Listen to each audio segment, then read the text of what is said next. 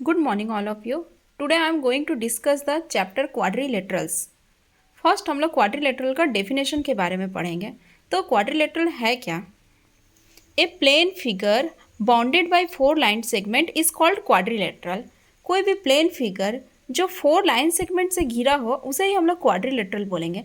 इसमें line segment क्या है? A B, B C, C D और डी ए, ये है लाइन सेगमेंट। अब हम लोग क्वाड्रिलेटरल को लिखते कैसे हैं? QUAD.ABCD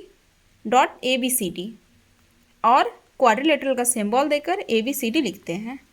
अब जो क्वाड्रिलेटरल है इसके बारे में, इसमें क्या क्या है, वर्टिसेस है, साइड है, क्या क्या है ये पढ़ेंगे। तो ये जो क्वाड्रिलेटरल ABCD जो क्वाड्रिलेटरल है, फर्स्ट में उसमें वर्टिसेस पढ़ेंगे। इसमें टोटल कितना वर्टिसेस होगा? 4 वर्टिसेस होगा।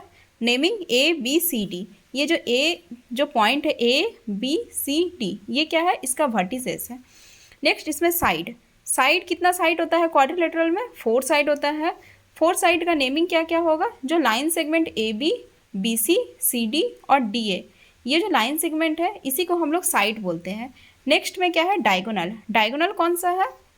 जो लाइन सेगमेंट AC और BD जो लाइन सेगमेंट है इसी को हम लोग डायगोनल बोलते हैं।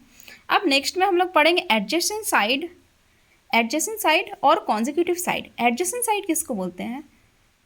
2 sides of quadrilateral are called adjacent side।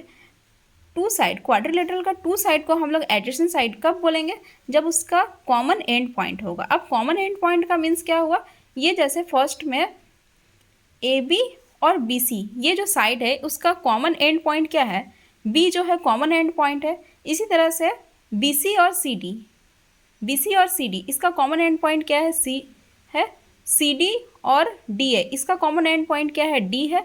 और DA एंड AB इसका कॉमन एंड पॉइंट क्या है? A है। तो इस तरह से हम लोग का कितना पेयर हुआ? 4 पेयर हुआ। एडजेसेंट साइड और कॉन्जिक्यूटिव साइड का 4 पेयर हुआ। नेक्स्ट में पढ़ेंगे ऑपोजिट साइड में जिसका कॉमन एंड पॉइंट नहीं होगा। 2 साइड क्वाड्रिलेटरल का 2 साइड को हम लोग ऑपोजिट साइड कब बोलेंगे? जब उसका कॉमन एंड पॉइंट नहीं होगा। जैसे AB एंड CD इसका कॉमन एंड पॉइंट है, नहीं दिख रहा है, तो ये क्या हो गया? ऑपोजिट साइड हो गया। और एक हुआ AD एंड BC इसका भी कॉमन एंड पॉइंट नहीं है, तो ये क्या हो गया? ये ऑपोजिट साइड हो गया। नेक्स्ट हम लोग पढ़ेंगे कॉन्जिक्यूटिव एंगल क्या होता है? जिसका 2 एंगल को, क्वाड्रिलेटरल का 2 एंगल को हम लोग कॉन्जिक्यूटिव एंगल बोलेंगे। कब बोलेंगे? जब उसका कॉमन आर्म होगा। कॉमन आर्म कैसे होगा? देखो यहाँ पर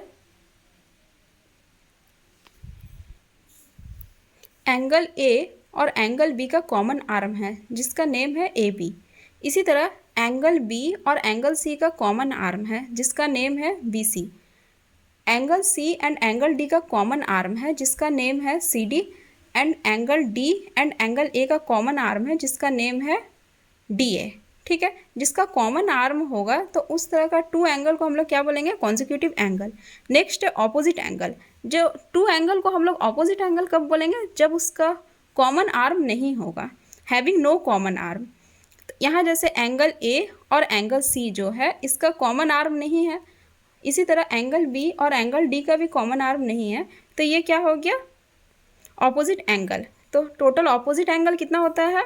2 pair opposite angle, consecutive angle 4 pair, opposite side 2 pair and adjacent side 4 pair.